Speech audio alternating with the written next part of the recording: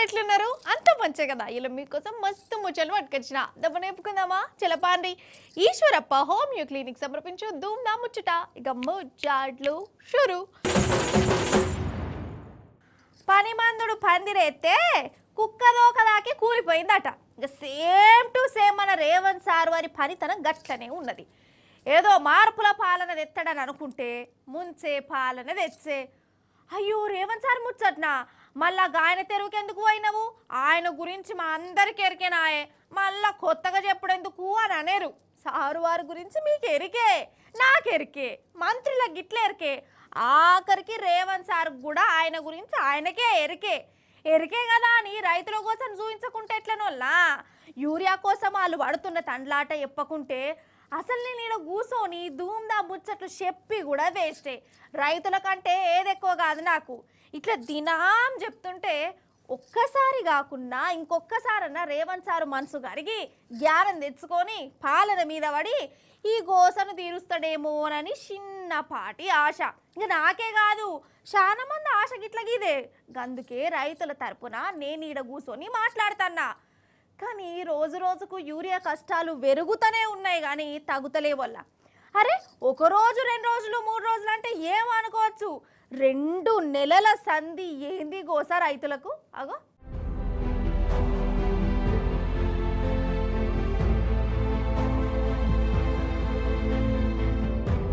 ఆగుర్రి ఇంకొడవలే, ఇటు చూడుర్రి.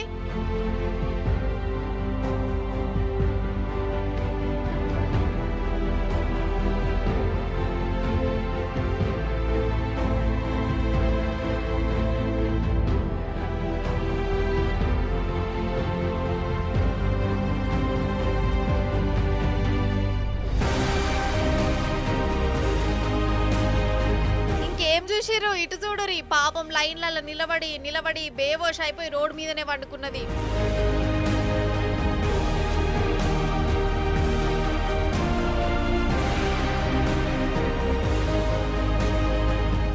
పెద్ద లైన్లు, తొక్కిసలాటలు, పోలీసులతోని లాఠీల దెబ్బలు, ఆఫీసర్లతోని మాటలు పడు, ఒక్క బత్త కోసం ఎగవడు. ఇదే తెలంగాణ అంతటా కనబడుతున్న చిత్రాలు మన రైతుల గోసలు. నేను నెల అయిపోయి నారు పెట్టి 2 ఎకరాలు నారు పెట్టినా నారంతా ఎండిపోతున్నది, ఏరియా లేదు, పచ్చగా లేదు. మమ్మల్ని ఎందుకు పెడతారు? పంట పండిస్తారేమో సగం ధర వేసుకుంటారు, పంట పండిస్తామంటే మేము ముందుకు వస్తేనేమో మాకు మందులు ఇస్తలేదు, కడుపుకు తిరగలేదు, కంటికి నిద్ర లేదు. ఏం చేసుకో బతకాలి మేము? వారం రోజుల కొద్దిగా సొసైటీకి నవపేట మామనార్ తిరుగుతున్నాము, తిరిగి దొరుకుతలేదు. మేము తిరిగి బస్ కిరాయిలు చేస్తున్నాం కానీ మేము ఎంతవరకు ఏరియా జల్లలే చేను ఎర్రగా అయిపోతుంది. వారం రోజులు తిరుగుతుర్రు, యూరియా రావట్లేదు. అధికారులు మా మీద చిరాపడుతుర్రు. యూరియా అంటే మాకు తెలియదని అంటారు. పై అధికారికి ఫోన్ చేయమంటే, జిల్లాధికారికి చేయమంటే వాళ్ళు చెప్పిర్రు రాదని చెప్పిరని చెప్తుర్రు. ఎప్పుడు వస్తుందో ఎప్పుడు పోతుందో తెలియట్లేదు సార్. యూరియా బయట ఫర్టిలైజర్ షాప్లో పోతే మందు తీసుకుంటేనే యూరియా ఇస్తుంటారు. నాటు పెట్టినాం సార్, ఇప్పుడు దాకా వారం రోజులైంది. ఇప్పుడు యూరియా వేయకుంటే పొలం ఎట్లా వస్తుంది? రైతులు ఎట్లా పడతారు? వాళ్ళు వస్తుందని చెప్పారు సార్. 4 గంటల నుంచి ఈయనే ఉన్నాం. చిన్న పిల్లలు వేసుకొని వస్తున్నారు. మా పరిస్థితి ఏంటి? ఏంటిది అసలు? ఏమిటికి వచ్చిన కష్టం ఇది? ఏం పాపం చేసిరని గింత హరిగోసపడాలి? యూరియా కోసం కిలోమీటర్ల పొడుగుతా ఈ లైన్ లేంది. అసలు సర్కారు ఉన్నదా లేదా రాష్ట్రంలా? ఆడోళ్ళు, మోగోళ్ళు, చిన్నపిల్లలు, పెద్ద మనుషులు, ముసలోళ్ళు గిట్ల ప్రతి ఒక్కరికి రోడ్ల మీద తిప్పలేంది. మేము తెల్లారుజామున 3కి వచ్చినాం. 3 నిమిషాలైంది ఇక్కడికి వచ్చేసరికి. ఆ టైం నుంచి ఇవాళ వెయిట్ చేస్తాను. మస్తు ఇబ్బంది అయితే మేము కౌలు పడితే 5 ఎకరాలు ఉన్నది. టైంకి వచ్చినాక పొట్ట మందులు కలపాలి. మేము ఇన్ని రోజుల నుంచి మేము పొలం చేసుకొని కౌలు పట్టుకొని చేసుకున్నట్టు మేము. ఇప్పుడు మందు బస్తా లేకపోతే పొట్ట మందులు కలపకుంటే మరి మా బతికెట్ ఉంటుంది. మేము కౌలు పట్టుకున్నాను, మందులు ఎట్లా కట్టుకుంటాం? కౌలు పట్టులకు మరి చేనులకు పొలములకు పైపు ఎట్లా కట్టుకుంటారు? మరి చేసిన చేతులు ఖరాబైనాక మరి మేము పొలం చేతులు ఉంటే బస్తాలు వస్తలేమని చెప్పంటే మేము కౌలు పట్టుకోకపోతుంది కదా.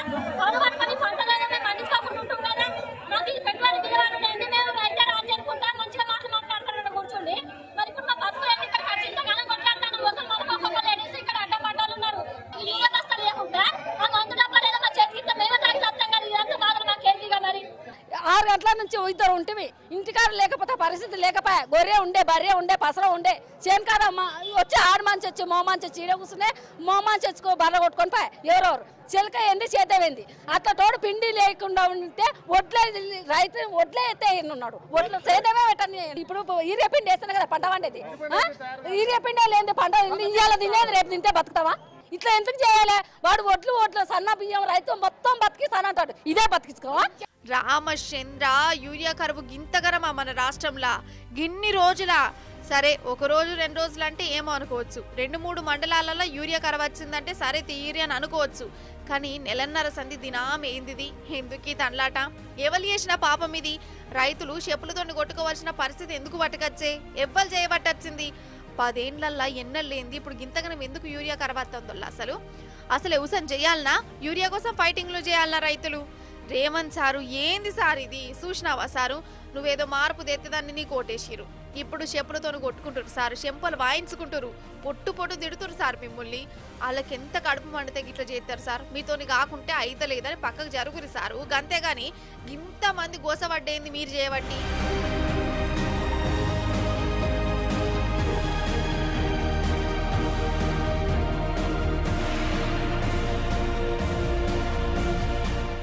ఈ 2 నా భార్యది నాది 2 ఎకరాలు 3 ఎకరాలు ఉంది. 3 ఎకరాలు ఉంటే ఒకసారి వచ్చి ఇచ్చిన వాళ్ళకి కూడా మళ్ళీ ఈసారి ఇవ్వమని అంటున్నారు. ఇక ఈసారి ఇవ్వని అంటున్నారు. కథ ఇది టపటా అనుకుని టపటా అనుకుని టపటా ఏ పాపుతాను సార్ ఇది? వీడొచ్చాడు మొత్తం పాడు చేస్తున్నాడు మమ్మల్ని. అది ఒక సంచి ఇచ్చాడు మన కొలాపరికి ఎక్కడ మళ్ళీ ఏనా అంటున్నాడు. నాకునేది 3 ఎకరాల భూమి. నిన్న వచ్చినా నిన్న ఇలా లేదు ఇలా రానే రాదా అన్నారు. మళ్ళీ ఇప్పుడే అంటున్నారు మన ఇచ్చినోనికి ఇలా ఇయ్యారు. మేడం మాత్రం లేదు, ఫోన్ చేస్తే లేపుతలేదు. వచ్చి ఇవ్వాలి కదా. మా ముందు ఇంకో లోడు గంగానే వెళ్ళింది. మేము మాత్రం ఇప్పుడు ఎండ అవుతుంది అప్పటి నుండి నిలబడదాం. మాకు తాగడానికి నీరు కూడా లేదు. మేము కళ్ళు తిరిగి కింద పడ్డా కూడా మమ్మల్ని పట్టించుకుంటూ లేరు. మా పరిస్థితి మేము ఇప్పుడు కవులు పట్టి పొలాలు చేసుకుంటున్నాం. ఇప్పుడు 2 మందు వేసే టైం అయిపోయింది. మేము గడ్డి మందు కొట్టినాం. ఇప్పుడు పొలాలు అంతా ఖరాబ్ అయినాయి. మా పరిస్థితి ఏంది? మాకు పంట నష్టం ఇస్తుందా గవర్నమెంట్? ఎందుకు ఇట్లా మమ్మల్ని పట్టించుకుంటారు? కావాల్సిన వాళ్ళు ఫోన్లు చేస్తే లీడర్ల ద్వారా మందు బస్తాలు తీసుకెళ్తారు. మేము లైన్లో నిలబడతాను, మమ్మల్ని లెక్క ఎత్తలేరు. ఎందుకు అట్లా? ప్రభుత్వం ఎందుకు అట్లా ఎత్తుంది? అప్పుడు ఈ మందుకు ఇబ్బంది లేదు, ఈ ధర్నా మేము చేయలేదు, ఇట్లా నిలవలేదు, కళ్ళు తిరిగి కింద పడిపోలేదు. పంట పండుగ పోయినా కూడా కౌలు ఇవ్వాలి కదా. అది మేము కౌలు ఎక్కడి నుండి ఇస్తాం? మేము టైంకు మందు లేకపోతే మేము పండించేందుకు ఆ పంట. యూరియా కష్టాలు ఎట్లున్నాయో చూసిరు కదా. చూసుడేంది, అందరం అనుభవిస్తున్నాము. ప్రతి కుటుంబం గోసపడతనే ఉన్నది యూరియా కోసం. సరే ఇక ఇప్పుడు మళ్ళీ నేను రైతుల గురించే చెప్తా. ఎన్ని మాటలు చెప్తావు అనద్దు. ఈ 20-22 నెలల సంధి తెలంగాణలో అందరికంటే ఎక్కువ బాధపడేది, నిద్ర లేని రాత్రులు గడిపేది, తండ్లాడేది రైతులే. ఒకటి తప్పితే ఒకటి వాళ్లకు కష్టాలు చుట్టుముడుతూనే ఉన్నాయి. రైతు బంధు, రుణాలు మాఫీ, బోనస్ పైసలు, యూరియా గిట్ల ప్రతి జాగర మనోళ్ళు దోకాదింటనే ఉన్నారు కదా. ఆఖరికి వానలతోని పంట నష్టపోతే కానేటోడు కూడా లేకుంటైంది. సర్కార్ తరపున ఇమ్మతిచ్చేటోళ్ళు కూడా కరువైపోయారు. అగ చూడు రే. నిజంగా మన తెలంగాణ రైతులకు శాపం అంటే శాపం పట్టినట్టే అయిందోల్లా. ఓ దిక్కు యూరియా దొరుకుతలేదు, ఇంకో దిక్కు వానలతోని పంటలు ఆగిపోయినాయి. 1 కాదు 2 కాదు, వేలు లక్షల ఎకరాలు సత్తనాశ అయిపోయినాయోల్లా. వానలు వరదలు ఎట్లా వచ్చినాయో మనం అందరం చూసినాం. ఇప్పుడు వానలు జర తగ్గినాయి, ఎండ పొడ కూడా వెళ్తాంది. కష్టపడి పండించిన పంట నాశనం అయిందని రైతులు కండ్ల పొంట నీళ్లు పెట్టుకుంటారు. మరి అసంటప్పుడు సర్కార్ తరపున వాళ్ళకు ఒక ఇమ్మతసంటది ఇయ్యాలనా అద్దా? అసలు ఈ వానలతోని రైతులు ఎంత లుక్సాన్ అయ్యారు, పంట ఎంత నష్టమైంది, వాళ్ళని ఏం చేస్తే ఒడ్డుకేయచ్చు, ఇవన్నీ ఆలోచన చేయాలనా అద్దా? ఓహో, అసలు రైతుల గురించి ఆలోచన ఏతే కదా.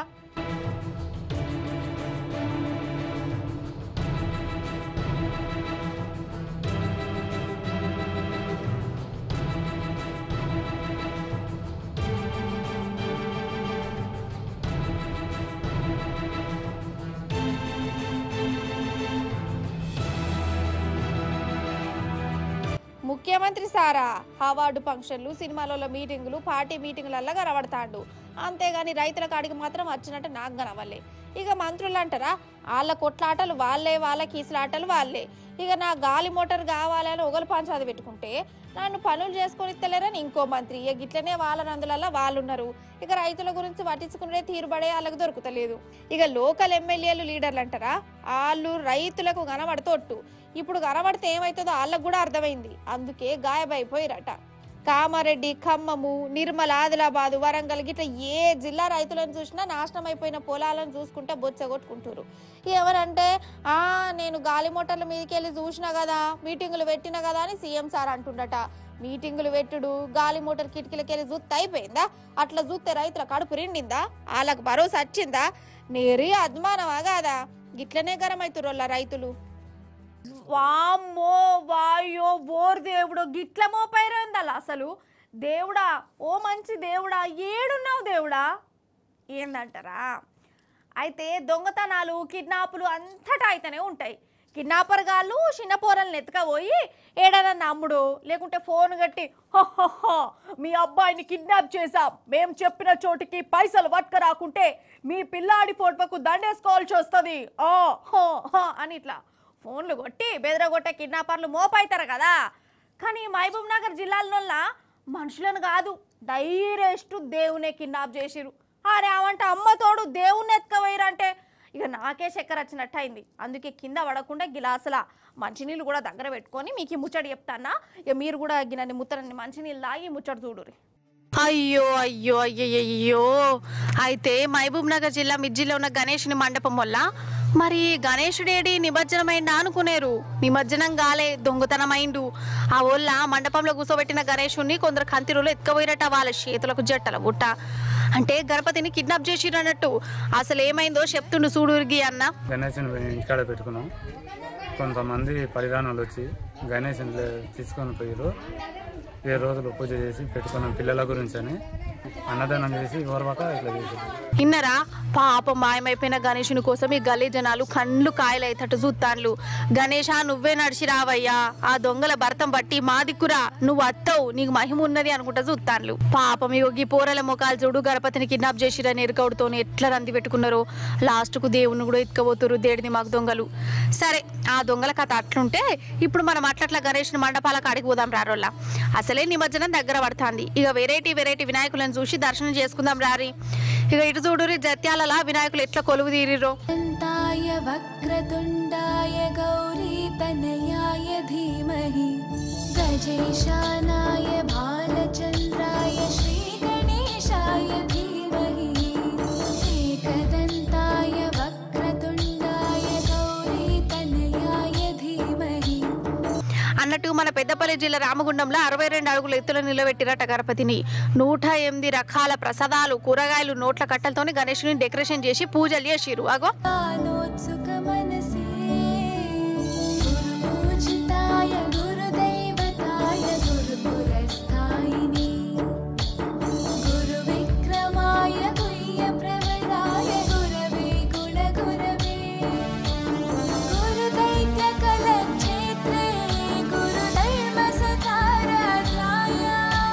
ఇంకో దిక్కు నిమజ్జనాలు కూడా జోరుగా నడుతున్నాయి వాళ్ళ.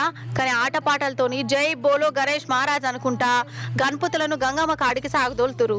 ఈడ మీకోటి చెప్పాలి, వినాయకుని పండుగ అంటేనే సంబరం. సంబరాన్ని సంబరంగా చేసుకోవాలి కానీ గోసపడేటట్టు చేసుకోవద్దు. నిమజ్జనాల కాడ పైలంగా ఉండాలి. ఏమంటన్నా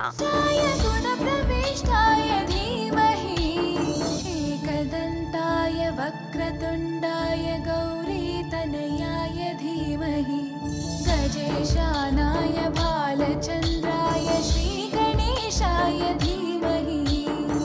అయితే చెప్పుడు మర్చిన ఈ ఐతారము మా ఊరికి పోవాలి రైలు బండెక్కి. ఇక తోడుగా ఎవరొస్తారో మరి నా ఎంబడి కానీ. అయితే మా ఊరి ముచ్చట కాదు, రైలు బండి ముచ్చట చెప్పాలి మీకు. ఒక్కసారి రైలు ముంగడి కదిలిందంటే ఇక ముంగడికే పోవుడు ఉంటుంది. పట్టాల నడుమ మనుషులున్నా బర్రెలు అన్నా ఆగుడు ఉండదు, గుద్దుకుంటూనే పోతుంది. ఇక రైలు బండ్లకి వెళ్ళి మనుషులు పడ్డా బండి మాత్రం అక్కడ ఆగుడు అనేది ఉండదు, అంతేనా కదా? కానీ ఒక రైలు బండోళ్ళ ఒక్క మనిషి కోసం వెనకకు పోయిందోళ్ళ చుక్కు చుక్కు చుక్కు చుక్కు చుక్కు చుక్కు అనుకుంటా రివర్స్ నడిపిండు డ్రైవర్ సాబు. అరే అవంటే అర్థం కాలేదా? మరి గట్లెందుకు పోయింది, ఇంతకు ఎవలా మనిషి, ఏంది కథ, ఉమలు కరుచుకున్నదాం రాండ్రెందుకు. అయితే బస్సులుండి కింద పడ్డా లారీలకెళ్ళి పడ్డా మళ్ళీ వెనుకకు పోతాయి. కానీ బస్సు కాదు, కారు కాదు, డైరెక్ట్ రైలు బండే మనిషి కోసం రివర్స్ లో పోయిందోలా. అయితే గుంటూరులో ఉండే హరిబాబు అనేటైనా కొండవీడు ఎక్స్ప్రెస్ రైలు బండి ఎక్కిండు. అయితే బండి దంచుకపోతాంది. ఆయన ముఖం కడుకుందామని లేచి సింకు కాడికి పోతుంటే కాలు జారి కింద పడ్డాడు. అప్పటికే రైలు 2 కిలోమీటర్లు పోయింది. ప్యాసింజర్లు షైన్ గుంజిరు. ఇక రైలు డ్రైవర్ ఏమైందో అరుచుకొని అదే బండిని గట్లనే రివర్స్ లో నడిపిండోలా. ఇట్లా 2 కిలోమీటర్లు పట్టాల మీద రైలు బండి రివర్స్ లో పోయింది. ఆ మనిషి కోసం ఆయన దొరికిండు. కానీ దెబ్బలు బాగా తాకినాయి. దావకంలో షెరిక్ చేసిరు కానీ పానం పోయింది. ఈయన కోసం ఎన్నళ్ళేంది రైలు బండి రివర్స్ లో పోయినా పానం దక్కలే. పాపం కదా. కానీ ఏ మాట కామాటెనుల్లా రైలు బండ్లంటే ఒకటే ముఖాన దంచకపోతాయి. బండికి మనుషులు జీవాలు అన్న ఫరక్ లేదు. అసంటిది మనిషి పాలన నిలబెట్టేదందుకు బండే రివర్స్ లో పోయిందంటే డ్రైవర్ను మెచ్చుకోవాల్సిందే కదా. రేవంత్ రెడ్డి ఎవలు అని 3 మార్కుల ప్రశ్న ఏదన్నా పరీక్షలో ఇచ్చినమే అనుకో, కొందరు ఏమని రాత్రటేరికేనా, రేవంత్ రెడ్డి చంద్రాల్ సార్ శిష్యుడు, రేవంత్ రెడ్డి మోడీ సార్కు షోటే బాయి, రేవంత్ రెడ్డి ఓటుకు నోటు దొంగ, రేవంత్ రెడ్డి పేరుకు తెలంగాణ ముఖ్యమంత్రి అయినా పానమంతా ఆంధ్ర మీదనే కొట్టుకును, రేవంత్ రెడ్డికి ముఖ్యమంత్రి చేసిన చెయ్యి పార్టీ కంటే కూడా బ్యాగు మోపించిన తెలుగుదేశం పార్టీ మీదనే ఇంకా ఎక్కువ పాయరము, అభిమానము, అనురాగము. ఏందో నాకు అట్లా చూస్తాను. అమ్మతోటి ఇవి నా మాటలు కావు, నేనేం కల్పించి చెప్తలేను. రేవంత్ సారు నువ్వు నా మీద మళ్ళా గరం కాగల్లా ఇంత. ఇవన్నీ రేవంత్ అన్న అభిమానం చెప్పిండు. రేవంత్ గురించి 3 ముక్కలలో చెప్పమంటే ఇట్లా చెప్తా అంటుంటోళ్ళ. మరి ఎందుకట్ను ఎరికేనా సారు స్పీచ్ నుర్రి మీకు కూడా సమజ్ అవుతుంది. నిజం చెప్తున్నా, నేను రేవంత్ అన్న తెరువుకు పోవద్దని ఎంత అనుకుంటానో సారు మాత్రం ఆయన తెరువుకు వచ్చేటట్టే ఎత్తుంటాడులా. అయితే సారు వారి లేటెస్ట్ ఉపన్యాసంలో ఒక ముఖ్య నూరి హాటెన్క మీరే అరుచుకుందురాట. కానీ తర్వాత తెలుగుదేశం పార్టీ ఒక అద్భుతమైన పార్టీ, చాలామందికి అవకాశాలు కల్పించిన పార్టీ. కొంతమంది కుట్రల వల్ల ఆ పార్టీ కూడా ఈరోజు తెలంగాణలో ఒక సమస్యను ఎదుర్కొంటుంది. మరి ఇన్ని దుర్మార్గాలు చేసిన మీరు మాత్రం ఎట్లా మనుగడ సాధిస్తారు? ప్రకృతి అనేది ఉంటుంది, ఆ ప్రకృతి శిక్షిస్తుంది. విన్నారా? తెలుగుదేశం అసొంటి అద్భుతమైన పార్టీ కొంతమంది కుట్రలు చేయబట్టి తెలుగుదేశం పార్టీ తెలంగాణలో లేకుంటైంది అని బాధపడుతుండు. కాబట్టి వేరే పార్టీని కూడా లేకుండా చేస్తా అంటుండు. ఇప్పుడు చెప్పురోళ్ళ మీరే, అసలు తెలంగాణ అద్దే అద్దు సమైక్యాంధ్రనే ముద్దు అని చెప్పిన తెలుగుదేశం పార్టీ మన సీఎం సార్కు గంత అద్భుతమైన పార్టీ లెక్క కొట్టిందంటే ఏమనాల మీరే చెప్పురి. ఏ కుట్ర చేస్తే తెలుగుదేశం లేకుంటైందట మన కాడ.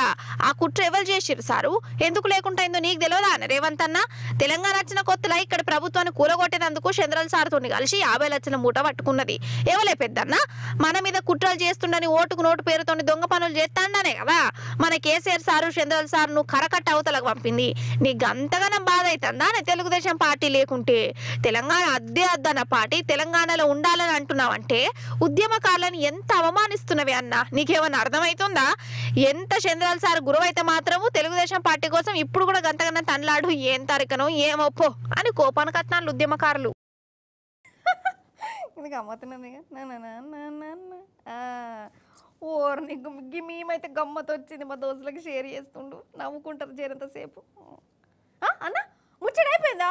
అయ్యో నేను ఇంకా ఫోన్లోనే ఉన్నేంది. నిజం చెప్తున్నా, అసలు మనిషి తిండి తినకుండా ఉంటాడేమో కానీ ఈ ఫోన్ లేకుండా బతికేటట్టు ఉన్నాడు అనోళ్ళ ఈ జమానాల. ఎంతసేపు ఫోను ఫోను ఫోను, పనులన్నీ విడిచిపెట్టి మరి ఈ ఫోన్లలోనే మునిగిపోతారు. అంతెందుకు మొన్న గిద్దికి మళ్ళీ ఫోన్ చేయబట్టి మా ఇంటి పక్క వాళ్ళ ఇంట్లో పెద్ద ఫైటింగ్ అయింది కదా. ఊర్లో పంచాయతీ నడిచింది. పాపం వింటావినట ఫోన్ చూసుకుంటున్నదట. ఇట్లా చూసుకుంటుండగానే పొయ్యి మీద కూర మాడిపోయింది. ఇక సాయి బంజు కాలిపోయింది. అత్తగారేమో తిట్టింది, పెనిమిటేమో కొట్టింది. ఇక పంచాది పెద్ద మనుషుల కాడికి పోయింది. ఇంకోసారి ఫోన్ ముట్టద్దని వాళ్ళు తీర్పు చెప్పిరిగా. అయితే మా ఊర్లోనే కాదు, అగో జపాన్లో కూడా గిసాంటి పెదరాయుడు తీర్పే వచ్చిందోళ్ళ. అక్కడి సర్కారే ఫోన్ ఎప్పుడు వాడాలి, ఎంతసేపు వాడాలి, ఇవి కానూన్ పట్టుకొచ్చిందట. మరి అరుచుకుందాం మనం. అగో నాకు ఏదో ఫోన్ వస్తుంది. హలో ఇన్నారులో ఇదివరకు సంతి జపాన్ దేశంలా దినం 2 అంటే 2 గంటలు ఫోన్ వాడాలన్నట్టులా అంటే 2 గంటలే వాడాలన్నట అక్కడ కానూను పట్టుకొచ్చిరు ఇప్పటికే కొన్ని పట్టణాలలో ఈ 2 గంటల రూల్ నడుస్తుందట ఓష్ని రోజుల 2 గంటలే ఫోన్ వాడుడేంది అయినా జనం ఫోన్ వాడుతుంటే ఈ సర్కారు వాళ్ళకి ఏమైతుంది అని అనిపించచ్చు అయితే జపాన్ వాడంటే తుఫాన్ లేపినట్టే చేస్తారు కదా వాళ్ళు పెద్ద పనిమంతులని లోకమంతా పేరు పోయింది కానీ నడుమ అసోంటి పనిమంతులు కూడా ఫోన్లలో పడి మజ్జుగాల లెక్క తయారవుతురట ఇక ఇది చాలదని స్మార్ట్ ఫోన్లు బగ్గా చూసి దిమాకులు కూడా ఖరాబ్ చేసుకొని మెంటల్ చేస్తాడట్నోళ్ళ ఇక లేనిపోని బీమార్లు కూడా ఈ ఫోన్లు ఎక్కువ వాడితేనే వస్తానే అని అక్కడి డాక్టర్లు తెలిసిరు అందుకే జనం పాన కోసం ఫోన్లే బంద్ చెప్పియాలని రూల్ పట్టుకొస్తాంది జపాన్ సర్కారు అయ్యో గట్ల చేయవచ్చునా అంటే మాకు జనం పానం కంటే ఏం ఎక్కువ కాదు అలా దిమాకులు ఎప్పటికీ మంచిగా పనిచేయాలి ఫోన్లలో పడి నిద్ర ఖరాబ్ చేసుకుంటే దేశానికే లాసు అందుకే ఈ కానూను పట్టుకొచ్చినామని అంటారు జపాన్ సర్కారు వాళ్ళు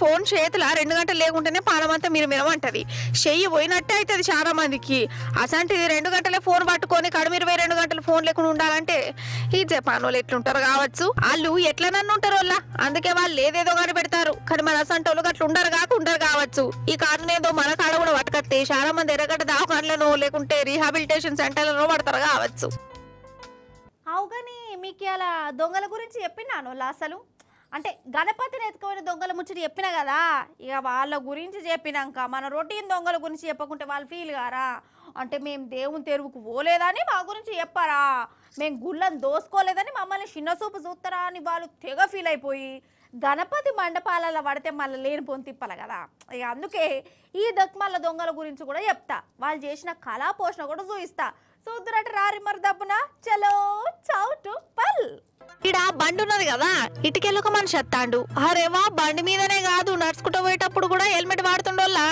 ఇట్లా నడిచేటప్పుడు కూడా హెల్మెట్ పెట్టుకున్నాడంటే ఏదన్నా ఉత్తమ అవార్డు ఇవ్వాలని అనుకోగల అనకూరి ఈడు హెల్మెట్ ఎందుకు పెట్టుకున్నాడంటే